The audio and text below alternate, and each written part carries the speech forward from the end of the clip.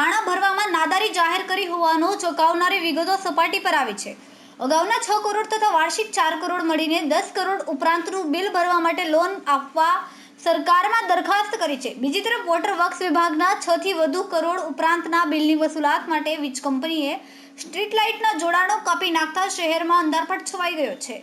જોડાણો કપાયા બાદ બિલ ભરવા માટે સત્તાધીશોમાં દોડધામ મચી છે।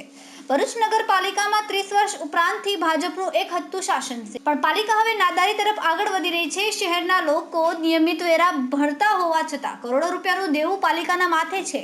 વીજ કંપનીની અને નર્મદા નિગમને કરોડો રૂપિયા ચૂકવવાના બાકી પડે છે।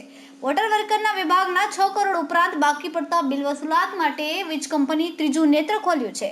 સોમવારે મોડી સાંજે સ્ટ્રીટ લાઇટના જોડાણ કાપી નાખતા શહેરમાં અંધારપટ છવાઈ ગયો હતો।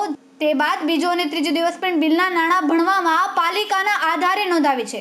ઓગસ્ટ મહિનામાં નગરપાલિકાએ રાજ્ય સરકારમાં આવી જ બિલ ભરવા માટે લોન આપવામાં આવે તેવી દરખાસ્ત પાલિકાના આધારે નોંધાવી છે। ઓગસ્ટ મહિનામાં નગરપાલિકાએ રાજ્ય સરકારમાં આવી જ બિલ ભરવા માટે લોન આપવામાં આવે તેવી દરખાસ્ત કરી છે। બીજી તરફ નર્મદા જિલ્લાની એકમાત્ર રાજપીપળા નગરપાલિકાનું 7 કરોડ ઉપરાંતનું બિલ બાકી હોવાથી જોડાણ કાપી નાખવામાં આવ્યું છે। રિપોર્ટર રવિ સૈયદ, તહેલકા ન્યૂઝ, ભરૂચ।